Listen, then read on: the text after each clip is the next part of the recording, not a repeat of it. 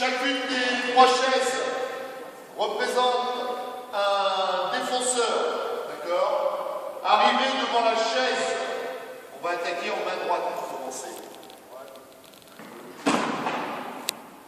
Donc on va arriver en main droite. Quand on va arriver devant la chaise, on va travailler sur le cross. On va travailler sur le cross. Donc j'arrive en grip main droite devant la chaise, je ralentis, je multiplie mes appuis, donc je me mets sur du tipi, je change de main sur la main gauche et je vais chercher la deuxième. J'arrive devant la deuxième chaise main gauche, tipi, je change de main et je bascule sur la troisième. J'amène mes éléments techniques ensuite. Ok? On termine avec un tir en course, lay-up pour tout le monde. Tir en course, lay-up pour tout le monde. Vous avez mis du côté droit, on va tous mettre du côté gauche. Allez, go! En tipi devant la chaise, en tipi. Voilà, merci.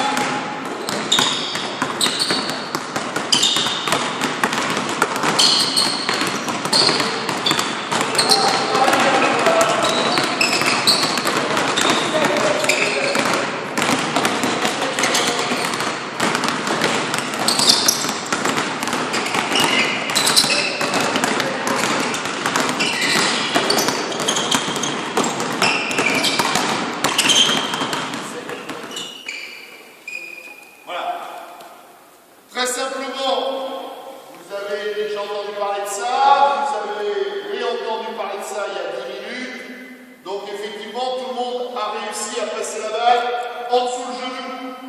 Dans le cross, la particularité du cross, on a dit tout à l'heure, c'est de changer de vitesse. Donc, on va rajouter plusieurs éléments, 2 notamment.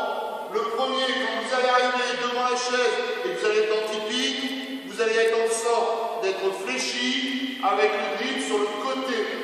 Pas devant, sur le côté. Dans le grand cylindre. Devant, c'est dans le petit cylindre. Sur le côté, c'est dans le grand cylindre. Dribbler sur le côté, dans le grand cylindre. Vous êtes en tipi, dans le grand cylindre. Vous passez la balle en dessous. Quand elle arrive dans votre autre main, dans la main gauche, vous allez vous grandir pour attaquer avec l'appui opposé, comme sur un départ croisé. D'accord? J'arrive main droite, j'écarte, je tipi, je place en dessous, je grandis et je rattaque sur un départ croisé. Ok? C'est bon pour tout le monde? Et non, je vais raconter. Parti.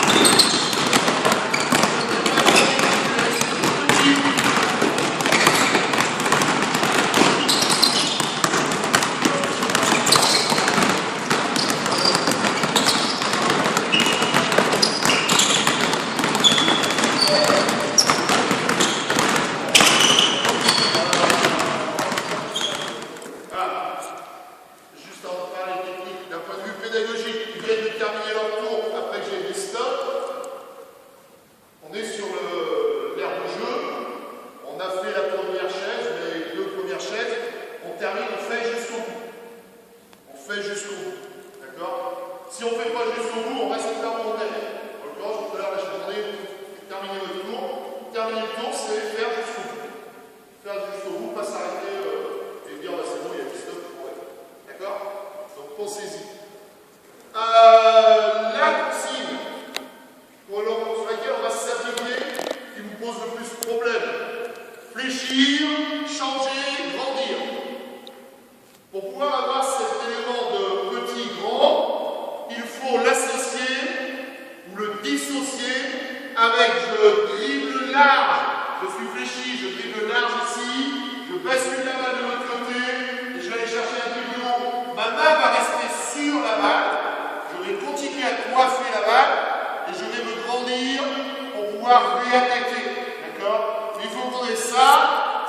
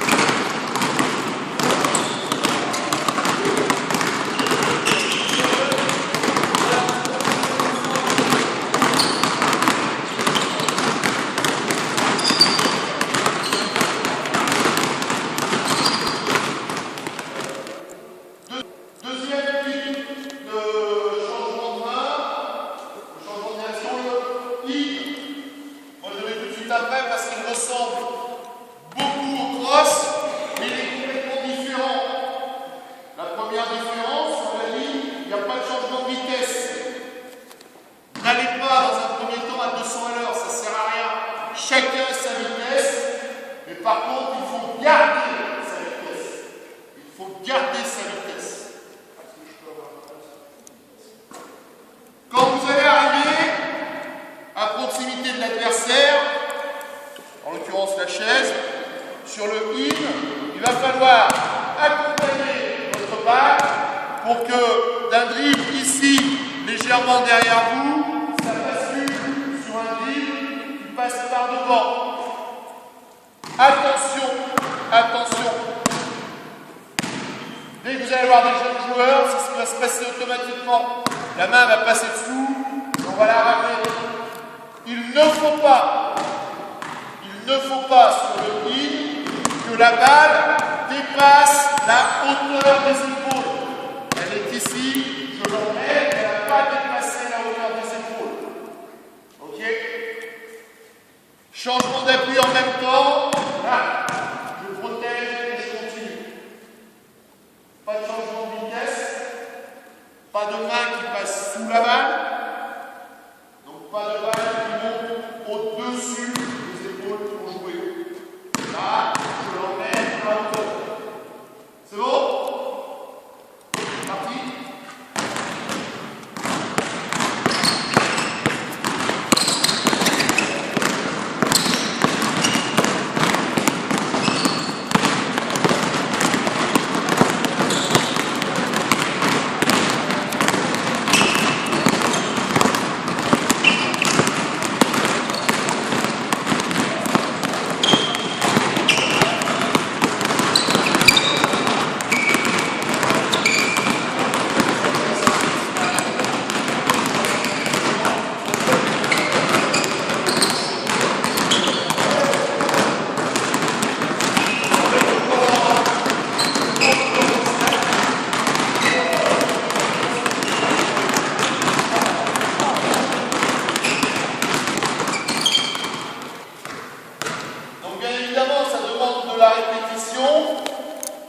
Vous vous rendez bien compte, à la différence du cross, où on avait une amplitude en largeur, une amplitude en hauteur, que sur le in, il n'y a plus d'amplitude en largeur, il n'y a plus d'amplitude en hauteur, puisqu'on garde la même vitesse. L'idée, là, c'est d'essayer de faire au moins sur une traversée à la plus grande vitesse possible pour chacun. Ok? À la plus grande vitesse possible pour chacun. La consigne primordiale sera de ne pas effectuer de portée de balle. Il n'est pas forcément la plus. On termine toujours avec un lay-off. On ne change pas de tir en course. C'est parti.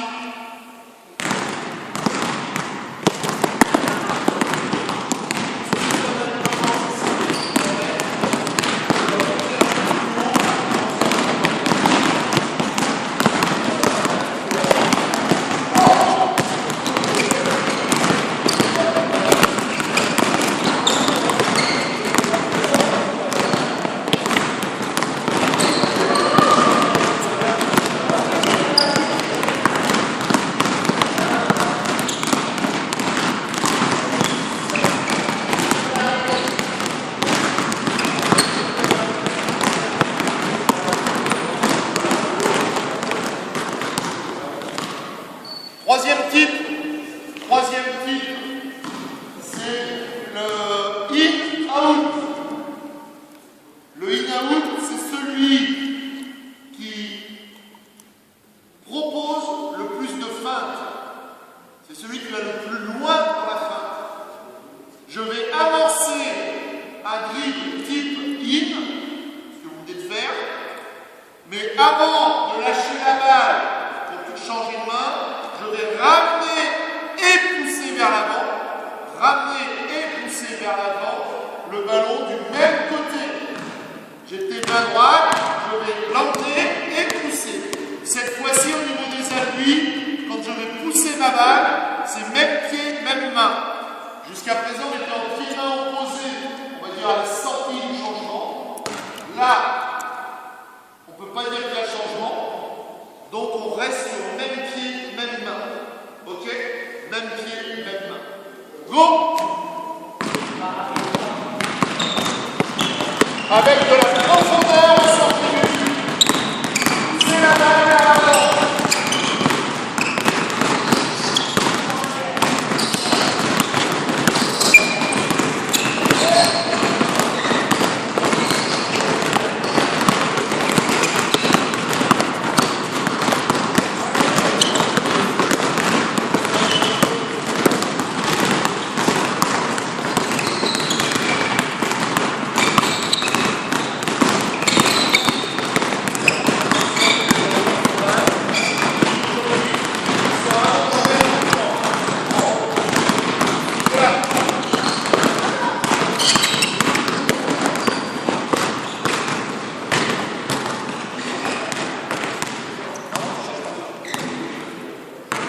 comme Cécile vient de me faire remarquer judicieusement, on ne change jamais de main. Donc sur celui-ci, il est important de changer de côté pour travailler sur la main gauche. Changer de côté. En termes de sécurité,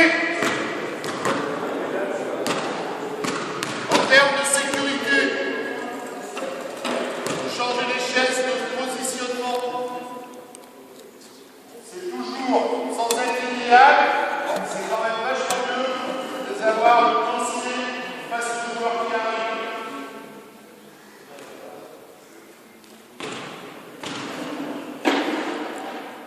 Merci.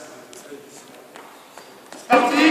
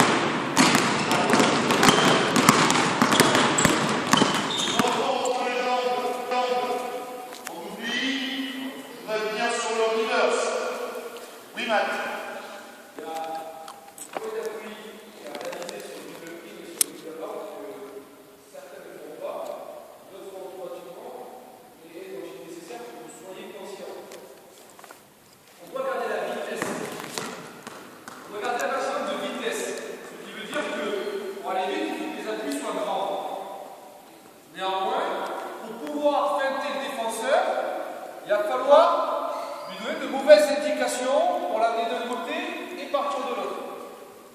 Donc il va falloir aussi à un moment donné raccourcir ses appuis. Pas non plus faire des petits pas. C'est trop petit, je vais trop ralentir. Donc sur le dribble in, sur le dribble out, à un moment donné, si par exemple j'attaque la chaise de cet angle-là, il va falloir que je le fais sans dribbler pour que vous voyez bien. Quand je cours ici, je sois sur des petits pas là, d'accord? Donc raccourcir juste avant là. Donc sur le dribble in, je vais faire ça. Ici. Petit et grand derrière. Plus petit et grand derrière de suite. Et dribble out, c'est pareil. Je vais venir ici, dribble out, ici, et vous poussez. D'accord? Donc gardez l'explosivité. Si je fais tout sur des grands appuis, je ne vais pas pouvoir changer de direction trop facilement. Donc il va faut jouer sur la longueur des appuis. Et en même temps, manipuler la balle. Certains le font, d'autres ne le font pas. Ce que j'ai déjà dit tout à l'heure, je permets de rajouter la intervention de Mathias, c'est que cherche-t-on quand on réalise ces actions-là offensivement? Déborder le défenseur. C'est-à-dire que dans l'absolu, c'est quelque chose qui s'arrive pas souvent, mais dans l'absolu, c'est quoi l'action du défenseur qu'on doit se produire? C'est un équilibre. Dans l'absolu, l'absolu. Mais il ne bouge pas. Alors, il ne bouge pas, mieux encore. Mieux. Il tombe, il est sur cul. L'idée, elle est là, hein. Cadrage, débordement. L'idée, c'est que le défenseur, il soit sur le cul par terre, que vous puissiez y arriver sereinement. Avec les défenseurs, pas être complètement. Alors après, effectivement, ce qu'on va trouver le plus souvent, ça va être de le laisser sur place. Donc voilà. Sur le reverse, je vais résumer, on va réduire complètement la vitesse. Sur reverse, on va aller dans l'apprentissage. On va commencer par l'apprentissage. Après, vous ferez la vitesse que vous voulez. Dans l'apprentissage, je pense, ça n'engage personne d'autre que moi, je pense qu'il faut changer de main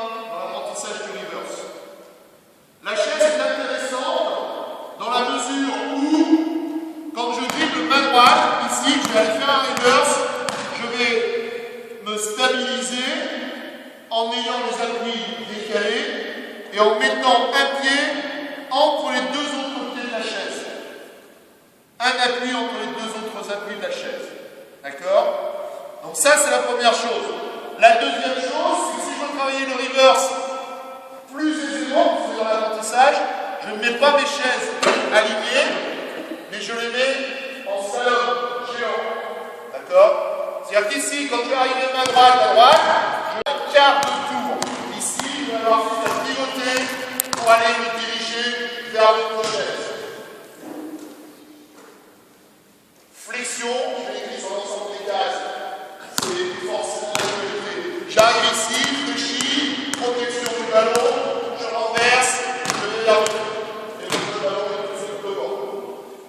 Pour ça, tout à l'heure, Laurent, je sais pas, je vais vous là-bas, que je disais que sur le reverse, on n'a pas de mouvement comme ça. Ça, c'est un mauvais reverse. Oui, mais c'est bien. Il y a bien un changement. Il y a là, contrairement à l'autre, on pousse la main, on va tirer. Alors après, on va peut-être avoir le reverse à une main, mais je vais tirer.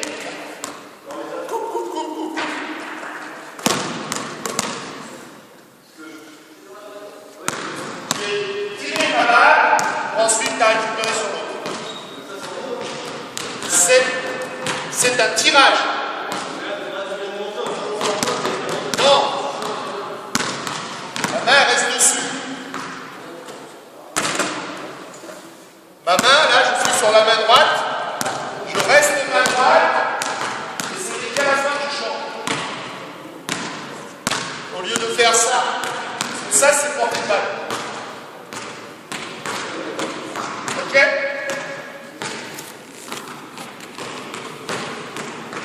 À vous!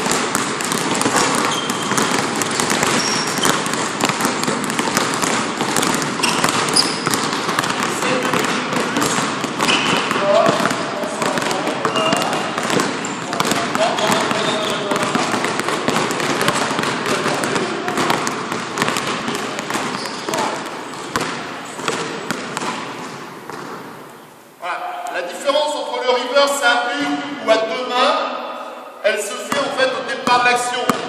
Des reverse à deux mains, je suis ici, dès que je commence à tourner la ligne des épaules, là, l'autre main en relais. Quand je suis sur un reverse à une main, c'est la même balle qui l'emmène, c'est que lorsque j'ai terminé, que l'autre main prend en relais. D'accord? Le premier portée de balle, le deuxième, c'est déjà pour des joueurs plus aguerris. Allez, donc je disais, travailler avec des chaises, intéressant, mais trop loin de la réalité du match. On va essayer de mettre en place une situation qui va se rapprocher de la réalité du match, sans être pour autant l'action type du match. Il me faut, on a dit 16, 18, 4 joueurs dans le corner là-bas, 4 dans le corner là-bas, 5 et 5. Le premier de chaque couleur, personne pour le tir. Le premier de chaque couleur sans ballon. Le premier sans ballon.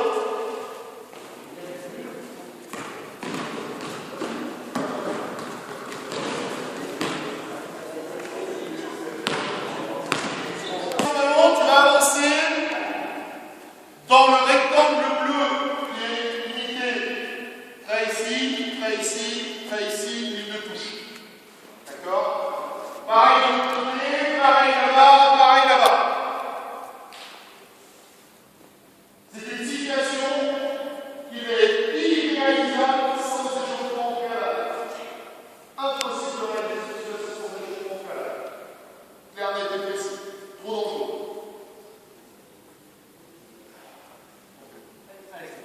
Alexandra va attaquer face à Charles. Oh bien. Ah, ça prend la même chose. Voilà. Mickaël va attaquer la défense face à Clément. Même chose de l'autre côté, Robin face à Raphaël. Perdu, donc Raphaël face à Cécile.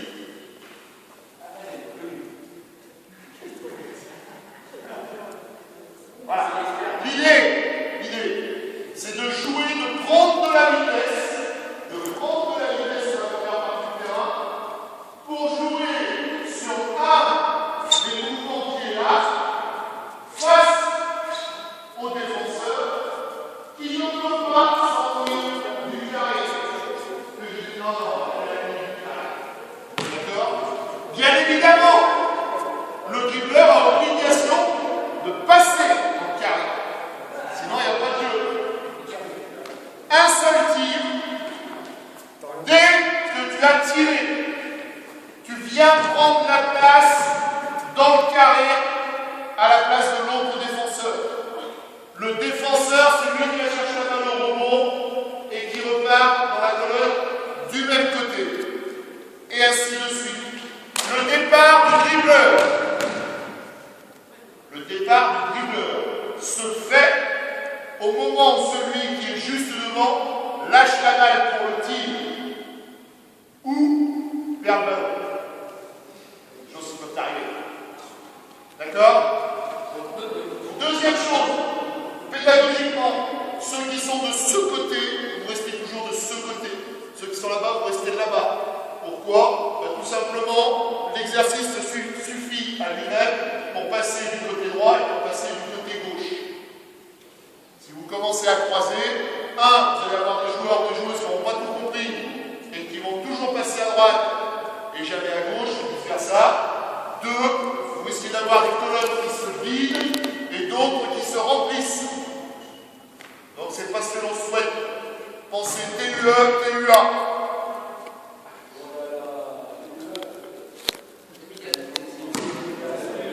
Démonstration. Puis là, vous prenez juste une démonstration, prendre de la vitesse, travailler. Alors, on reste dans le carré, défenseur. Et t'attirer, tu prends sa place, tu prends la balle, et ainsi de suite. C'est bon, c'est les mots. C'est les mots. Alors, retourne la main. Question?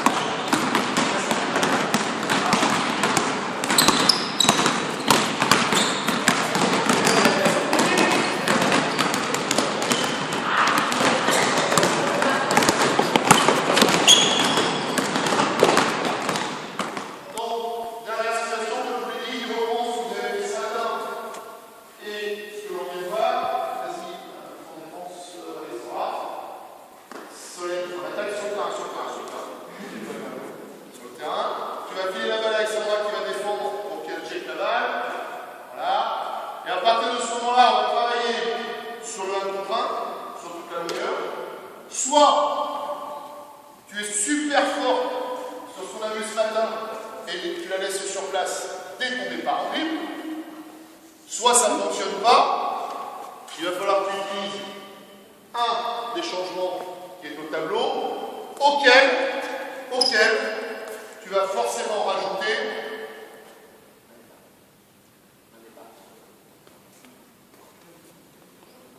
des changements. Merci. Voilà. Auquel tu as changé. J'ai mis sur l'axe du terrain des plombs avec les plus jeunes joueurs, c'est obligatoire.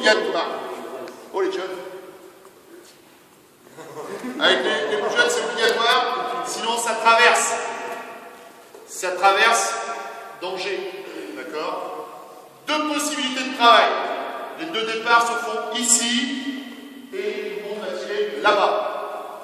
L'intérêt, c'est qu'on est tous dans le même sens et on sait qu'on connaît ce travail à droite, on connaît ce travail à gauche. Après, il suffira d'échanger les coups pour avoir un travail inverse. Par contre, si on prend cette option-là, il faut gérer les départs.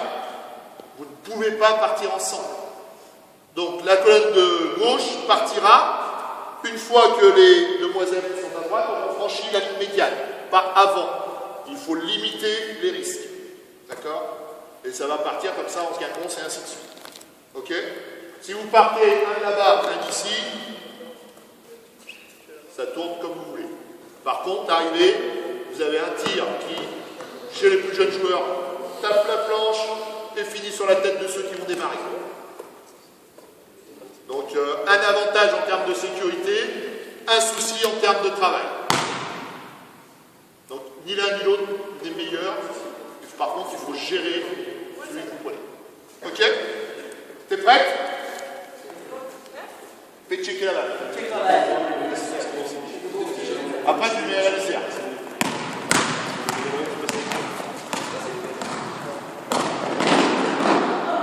Il fallait partir là. C'était l'exemple. Ah. C'est parti, on enchaîne maintenant. On enchaîne.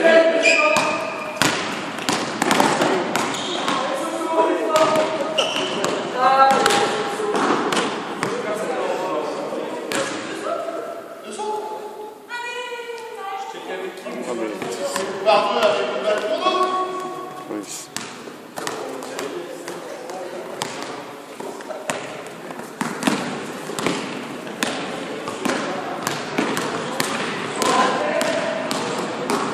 Dans l'autre sens, Steph. Dans l'autre sens.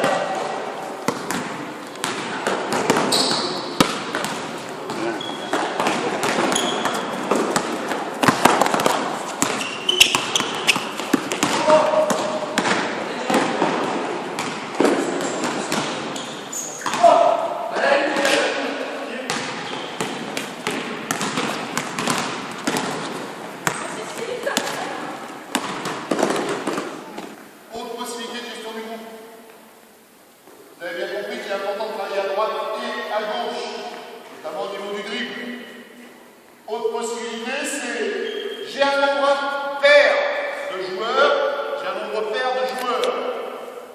Quand tout le monde est passé dans ce sens-là, on repart dans l'autre sens, et ainsi de suite, ce qui permettra de travailler main droite, puis de travailler main gauche, main droite, main gauche, et vice-versa de l'autre côté. Ok? Question?